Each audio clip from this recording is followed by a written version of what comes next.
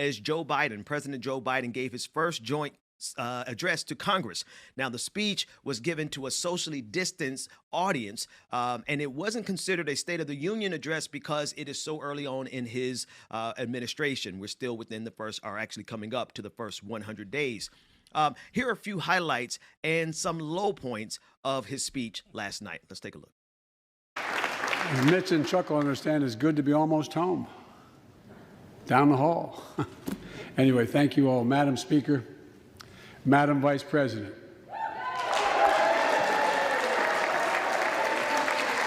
No president has ever said those words from this podium. No president has ever said those words, and it's about time.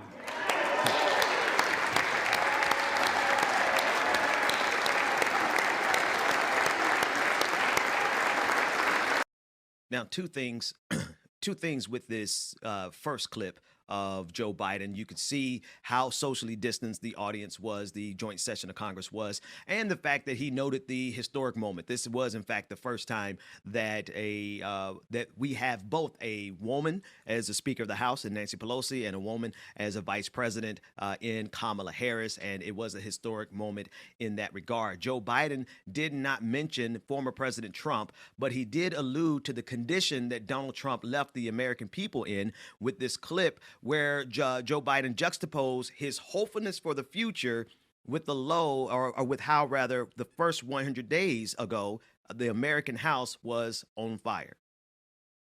Crisis to opportunity, setbacks into strength. We all know life can knock us down, but in America, we never, ever, ever stay down. Americans always get up. Today, that's what we're doing. America's rising anew, choosing hope over fear, truth over lies, and light over darkness. After 100 days of rescue and renewal, America is ready for a takeoff, in my view. We're working again, dreaming again, discovering again, and leading the world again. We have shown each other and the world that there's no quit in America, none. 100 days ago, America's house was on fire. We had to act. And thanks to the extraordinary leadership of Speaker Pelosi, Majority Leader Schumer, and the overwhelming support of the American people, Democrats, Independents, and Republicans, we did act. Together, we passed the American Rescue Plan, one of the most consequential rescue packages in American history. We're already seeing the results. After that, President Joe Biden discussed COVID-19, in which he stated, quote, "There is still more work to do to beat this virus, but tonight I can say because of you, the American people, our progress these past 100 days against the worst pandemic in history has been one of the greatest logistical achievements in this country." Let's take a look at that. Hugging their children and grandchildren instead of pressing hands against a window to say goodbye. It means everything. Those things mean everything. You know, there's still, you all know it, you know it better than any group of Americans, there's still more work to do to beat this virus. We can't let our guard down. But tonight, I can say, because of you, the American people, our progress these past 100 days against one of the worst pandemics in history has been one of the greatest logistical achievements this country's ever seen. Now, I mentioned the low points of the night, and the first one is coming here, where President Biden spoke about the American Rescue Plan, which he stated will cut child poverty in half, which is an amazing thing. Even if we can't get everyone out of poverty, we have to start somewhere, but we should try to get every child. There should be nobody in poverty. But for the listening audience, you won't be able to see it, as half of the chamber applauded the fact that we're attacking child poverty. The Republican side of the chamber sat still and refused to applaud ending poverty. And maybe most importantly, thanks to the American Rescue Plan, we're on track to cut child poverty in America in half this year.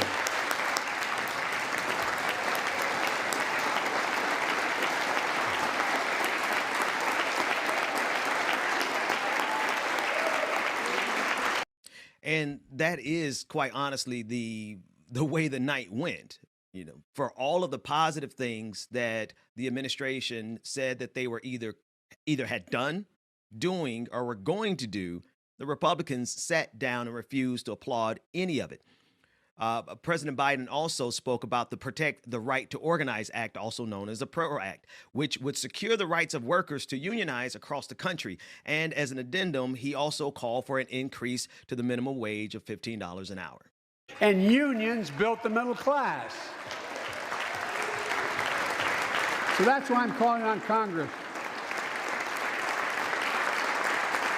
to pass Protect the Right to Organize Act, the PRO Act, and send it to my desk so we can support the right to unionize. And by the way, while you're thinking about sending things to my desk, let's raise the minimum wage to $15. No one. Now, we'll get to the fact that they had an opportunity to raise their wage to $15 an hour. We'll talk about that in a moment. But before we go there, I want to talk about the next part of Joe Biden's speech that stood out to me as he called out the scam of trickle-down economics, the idea that if you cut taxes for the wealthy, that it would somehow trickle down into the middle class and the working class. Now, most of us have known for decades that this was, as George H.W. put it, nothing more than voodoo economics. But it was good to hear a sitting president finally call trickle-down economics what it really was. My fellow Americans, trickle down. Trickle-down economics has never worked. And it's time to grow the economy from the bottom and the middle out.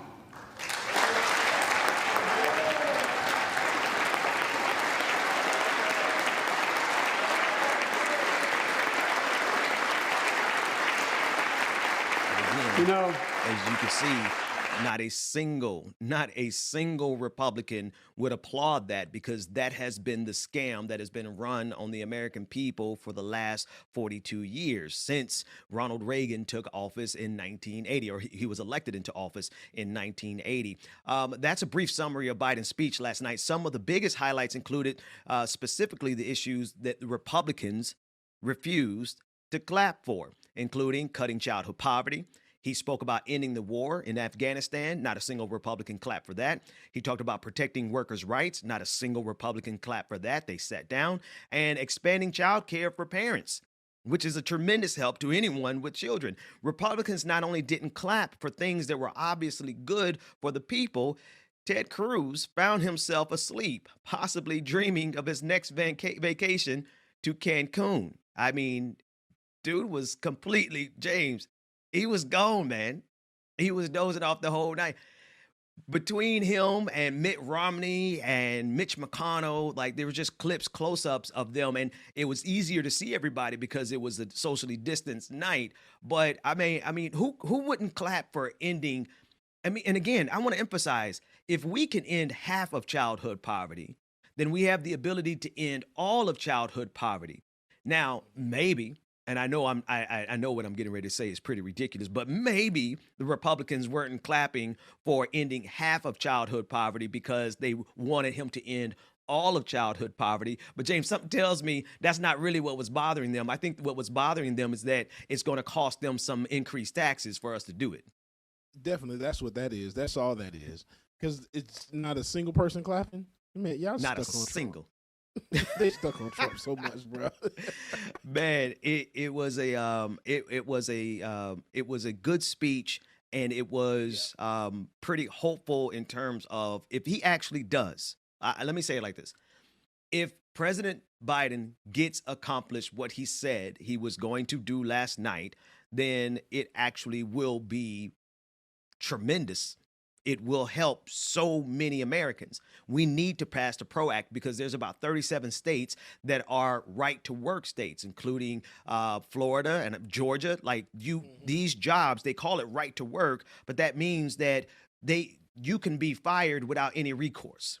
Yep. Right. And so not only can you be fired without any recourse, but it's structurally an impediment to organizing in unions. We saw the fight for unions in Bessemer, Alabama against Amazon, and we see how important it is for people to be able to unionize. So if he can accomplish cutting childhood poverty in half, I say let's go for all of it. If he can accomplish getting the PRO Act passed, if they can accomplish the expansion of child care so that the benefits to families being able to get universal child. If he can get some of those things done, it would be amazing. But Republicans actually are acting like these things, which are not remotely socialist. They're just decent. Right. But Republicans all night acted as though it was the worst speech that they had ever heard and that everything that he was fighting for was a bad thing. And this includes Senator Tim Scott, the Republican who gave the response to the speech last night. And he said a lot of things in the speech. We have 2 clips from Tim Scott, and he said a whole lot of things. But what stood out besides his relentless pandering to the Republican Party and trying to make it seem like, Joe Biden, well, he's a good guy, but he's too radical is essentially what he was saying last night. But what stood out to me about Tim Scott, James, was how he was peddling the dog whistles that Republicans have been saying about Black women and single mothers for generations now. And it's the idea of the welfare queen. Tim Scott came in and he's laundering. He's like, smuggling in these same tropes that make Republicans feel as though, he's one of the good ones. And he's talking about single mothers because we know the problem in this country is single motherhood. That's the image and the thinking of Republicans. Tim Scott really has found a way to try to blend in those racist dog whistles and mix them in with some type of positive Black affirmation. And he did this with this first clip about him growing up in a single mother home. I want everyone to listen very closely at how many racist tropes he includes in this first clip. Let's take a listen. Growing up, I never dreamed I would be standing here tonight. When I was a kid, my parents divorced. My mother, my brother, and I moved in with my grandparents, 3 of us, sharing 1 bedroom. I was disillusioned and angry, and I nearly failed out of school. But I was blessed. First, with a praying mama. And let me say this, to the single mothers out there who are working their tails off, working hard, trying to make the ends meet, wondering if it's worth it, you can bet it is. God bless your amazing effort on the part of your kids. You absolutely know the way that this played out to Republicans at home, those white conservatives watching Fox News at home. They were like, that's right, Tim Scott. You were angry, or you're an angry young Black man, and your mother, was single. These are the types of things that Republicans and conservatives, in particular, white conservatives to be more precise, these are the types of tropes that they have always forwarded about Black people, single motherhood being the problem, not the fact that households are broken up for all kinds of reasons, particularly the flooding of crack in Black communities by the CIA. They're never going to talk about that. They're never going to talk about the economic impact of wages not increasing over the last 40 years. Like there's so many reasons that there are broken households, not only in the Black community, but across the country. 50% of marriages end in divorce. 50% of Christian marriages end in divorce. But what's important for Republicans and conservatives, white conservatives to be specific, is that we never explore all of the underlying issues, the economic issues, the social issues that they want. What they want you to do is always focus on the quote unquote behavior and the quote unquote laziness of the exactly what Ronald Reagan called them, which was welfare queens. This is just an extension. This is just the blackface on top of the welfare queen rhetoric. And this clown went even so far as to say that despite him having been pulled over 7 times in this country for no reason at all, in the beginning of his speech, he talked about he has suffered racism and how he had been, Tim Scott, been pulled over 7 times for no reason at all. He wanted to make sure that you knew that there's no racism in America. And if there's racism, he said it's on the part of progressives who called him an Uncle Tom. Let's take a look in. Today, kids are being taught that the color of their skin defines them again. And if they look a certain way, they're an oppressor. From colleges to corporations to our culture, people are making money and gaining power by pretending we haven't made any progress at all, by doubling down on the divisions we've worked so hard to heal. You know this stuff is wrong. Hear me clearly. America is not a racist country. It's backwards to fight discrimination with different types of discrimination. And it's wrong to try to use our painful past to dishonestly shut down debates in the present. James, your boy talked about him being called an Uncle Tom. But last night, trending on Twitter was Uncle Tim Scott. And the fact that this clown can't see how he is perhaps one of the best stepping fetches that I've seen in public office in a long time. He just has no self-awareness except for the fact that he knows exactly who he's talking to. He's talking to the Fox News viewer. He's talking to the Donald Trump supporter. He's talking to those people who look at the black community and think that the only thing that's wrong with the black community is the fact that they ain't married and they need to get married and they need to get Jesus. These types of things. That's exactly who this clown was talking to. You said you heard his speech in particular last night. Yeah, I came in like right on that part of talking about the single mothers. I missed that part last night about there's no racism in America. Yeah. What America are you living in? What the hell? Because after you just turn on the news, you can see everything that you need to see and have your answer right there. I'm just like, what? What are you talking about? Uncle Tim. Uncle Tim, hashtag Uncle Tim is trending. And actually, that would be much more accurate because anyone who knows the story of Uncle Tom's Cabin, Uncle Tom wasn't the one who betrayed. It was the other name escapes me. But Uncle Tim is far more accurate than Uncle Tom. And I think, and then I was watching the recap on Fox News because I don't know, I like, I'm a sadist, I guess. But this dude, they were pumping him up as the greatest thing that ever happened to the Republican Party. They're pushing the idea that Tim Scott will run for president and that he could possibly be, replace Donald Trump as the leader of the Republican Party. But I think they're missing something fundamental. One, he has no political prowess whatsoever. He has absolutely no charisma. I mean, he's got as much charisma as a cyborg, man. This guy is not. I mean, and it's not just the fact that he's a cornball. It's the fact that they're putting him up thinking that he's going to be the solution to their race problems. The fact that they are racist in the Republican Party, the fact that they are doing everything they possibly can to ensure that not only do we not get justice in this country, but that we believe that there's nothing wrong in this country, right? It's not good enough for us to stand down and no longer march and fight on behalf of black people. What conservatives like Tim Scott actually want, they want black people in this country to think that there's nothing wrong with this country.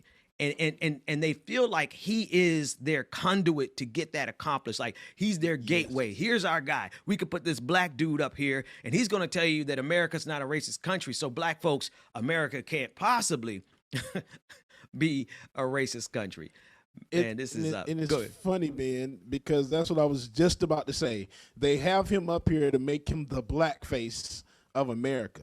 When is America going to realize, and the people in office going to realize, that you putting a random black person on the screen and having them talk to us about single motherhood and racism in America, it's not going to work anymore, y'all. It may have worked when Obama was in office. Hey, we got a black president in office. But now these days, no, it's not going to work. And no, absolutely not. And the reason it's not going to work, I mean, that's a great option. It's not going to work because, we've peeped game a long time ago, right? it took a little while for us to unravel all of the BS narratives that have been pushed on this country, on black people in this country specifically, in order to protect this country from ever having to change, right? The entire welfare queen trope that Ronald Reagan forwarded back in the 80s, that stuck. Like that got entrenched into the national conversation, so much so that it became a part of a certain segment of the black community. It became a part of their language, not directly calling it welfare queen, but respectability politics, right? The idea, like, and this is what he was saying in the first clip that we played of Uncle Tim. It was the idea that you know, black folks needed to sit up straight and wear the right clothes and do this. And if you do all these things, you wouldn't face racism in this country, or you wouldn't have any problems in this country, because they would never admit that racism actually ever existed. It took a while for us to unravel that narrative out of the national discourse. But you're absolutely right, James. That ain't working today. Nobody's going to sit around and say, oh, the problem in this country is that single mothers aren't doing enough work and they're lazy. But this is still the same exact narrative that these clowns on the Republican side of the aisle and the conservative movement and people like Tim Scott and Candace Owens, who have no problems being the black face of white supremacy, they have to understand that the jig is up. Like, nobody is falling for that anymore, because we understand that there are structural problems in this country that has this country specifically designed to exploit as many people as they possibly can, not only black people, right? The exploitation goes across the board, and we understand that now, and that conversation is in the national discourse. And clowns like Tim Scott, he can get up there with this language that's stolen directly from the 80s, taken directly from Ronald Reagan, and think that that's going to help elevate him to the nation, to the top of the ticket. But he's got to understand something. There's going to be plenty of conservatives who would never vote for him simply because he is black. And he thinks he's going to be able to be this grand champion of the grand old party. But at the end of the day, he's just a useful token, and they're putting him up there to be the black face of white supremacy. And I'm sorry to give him such a hard time, but this brother actually had the nerve to say, in the backdrop of George Floyd, in the backdrop of Ahmaud Arbery, in the backdrop of Breonna Taylor, Dante Wright, Walter Scott, all the names that we begin to list, and we can't even list them all. In the backdrop of all that, he's got the nerve to say that America is not a racist country. Well, I don't know what country he's living in, but he's clearly not living in the real world.